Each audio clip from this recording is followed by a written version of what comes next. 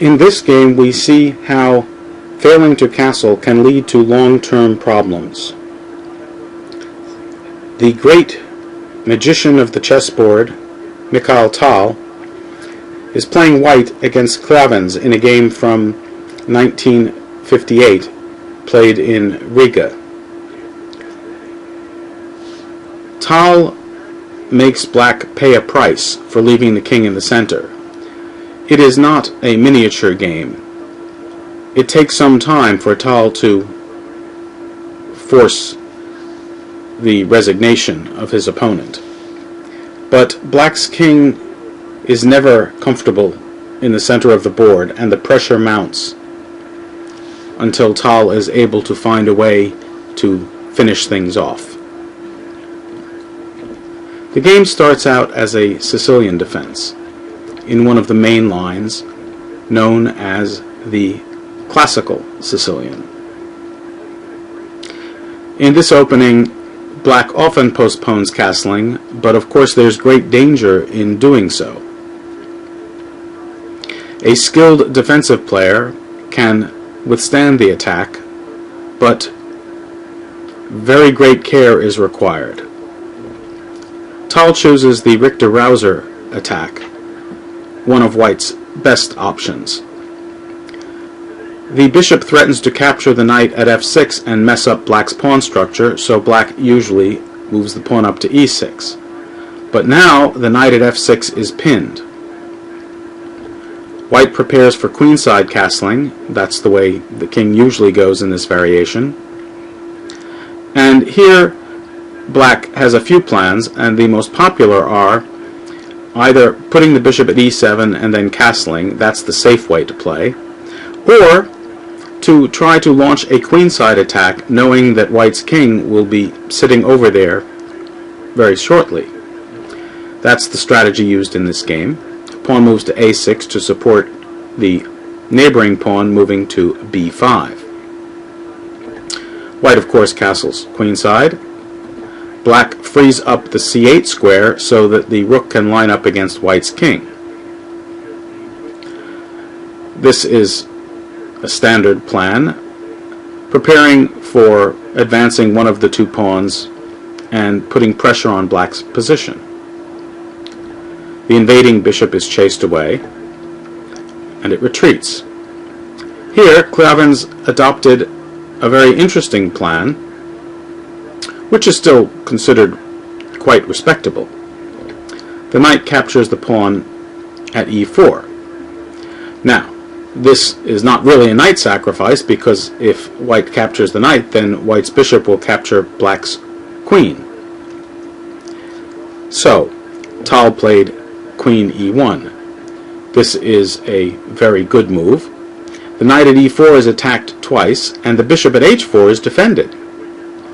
Notice now that if black chose to capture at c3, then white takes the queen, black takes the rook, and things would be about even if white were to capture the knight here. But instead, the bishop would come to a nice safe square at b6, and black's knight would be trapped.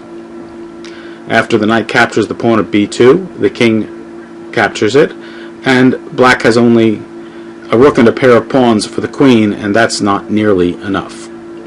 So, let's go back to the position after queen e1.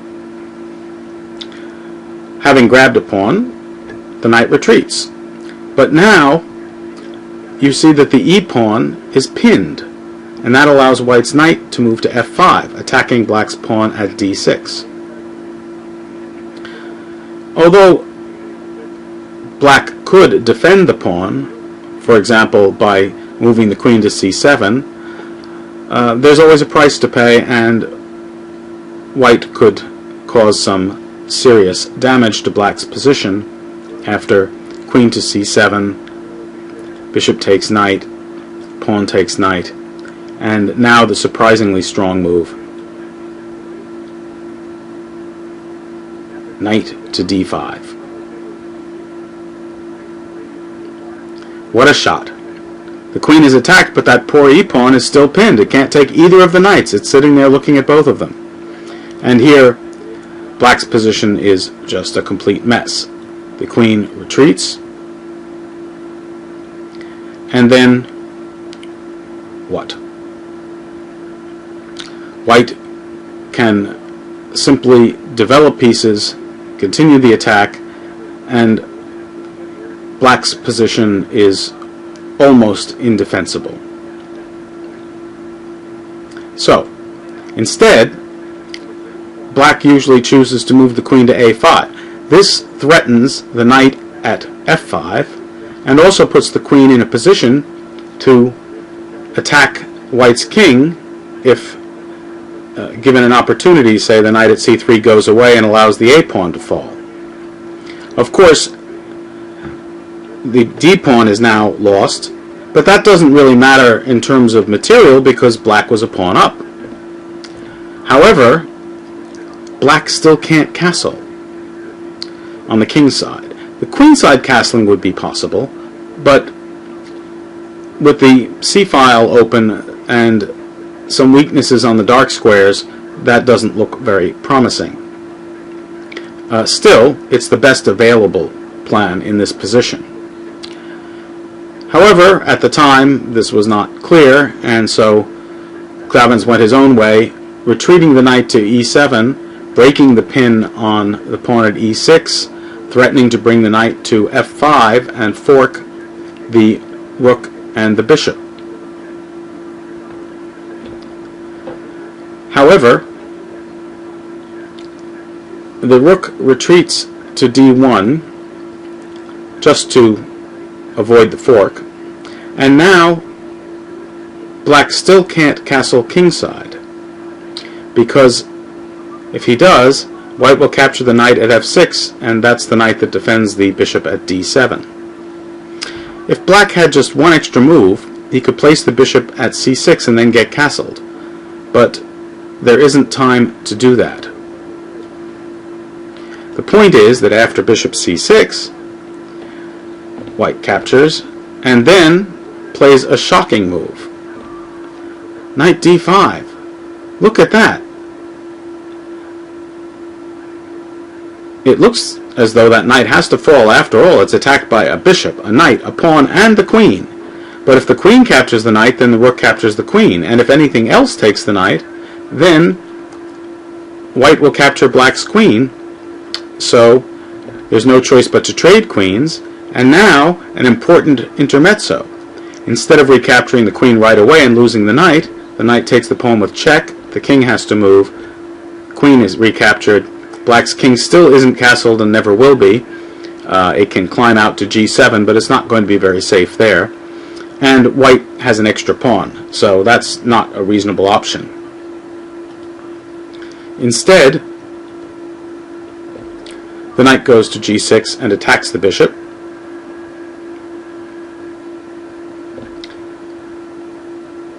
And now the knight at f6 is attacked again. Remember that the bishop at h4 is defended.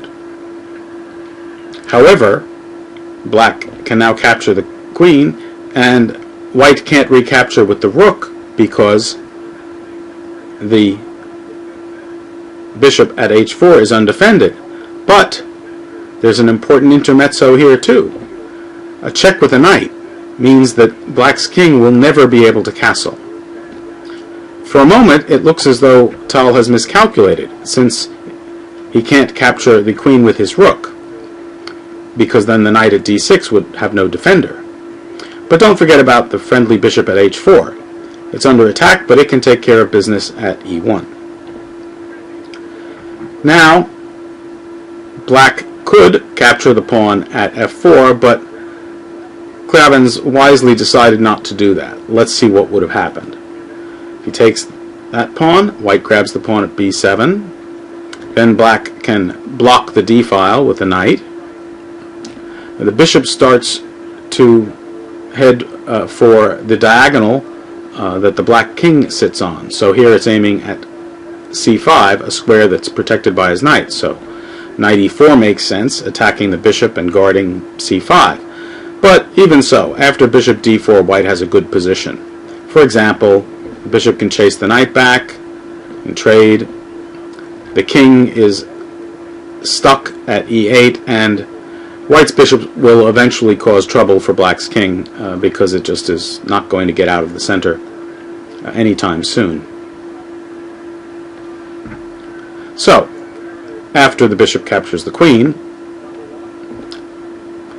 black simply blocked the d file, a sensible move. The b-pawn falls, but now the other knight comes in and captures the pawn at f4, keeping material even. It's driven back, and now the bishop lines up on a very dangerous diagonal.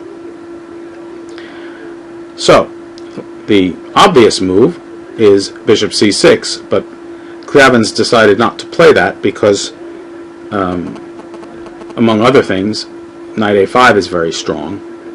Once the bishop goes, white can simply collect the pawn at d5, and now white's a clear pawn up with a bishop against a knight, and that would be too much in the ending. So instead, the knight is driven away, and I'm sure that black expected the knight to move. But that king in the center is guarded primarily by the pawn at e6, and Tal doesn't hesitate. To Mikhail Tal, sacrifices like this were almost child's play. There's no way that black's king can possibly survive with no pawn defenders in front of it. So, black did not play e takes d5, because if he did, there'd be a check, and another check, and then the bishop would have to block, and now the pressure would be enormous. There would be a threatened check by the knight at d6, after which the bishop could capture the rook, and of course white also threatens simply to win more material at e6. So that's deadly. Taking the knight seems logical, but the problem is that after the capture at d7, the bishop on g2 grabs the rook at a8. So, bishop c6 attacking both the knight and the rook seemed the logical move. It also pins the rook against the bishop at g2. So it looks as though this might actually succeed in solving all the problems. But when your king is not castled, there are always problems. And here it comes. The check. And now, another check. Yes, even though black has two rooks on the back rank, the attack still works. In fact, after the rook captured, bishop captured the knight with check, black resigned. There's no hope. There's nothing better than to lose virtually everything here. The pin is excruciating, and after a few more moves, black has to give back material and winds up being a whole piece down, and this ending would be very simple to win. By the way, after rook d7 and rook d1 in this variation, black could defend with knight f8, but then white simply captures it, and then if the king captures the bishop, the rook falls for nothing. In fact, the rook's going to be lost in any case. This is a magnificent game by Tal, showing how a king in the center is vulnerable for his entire life.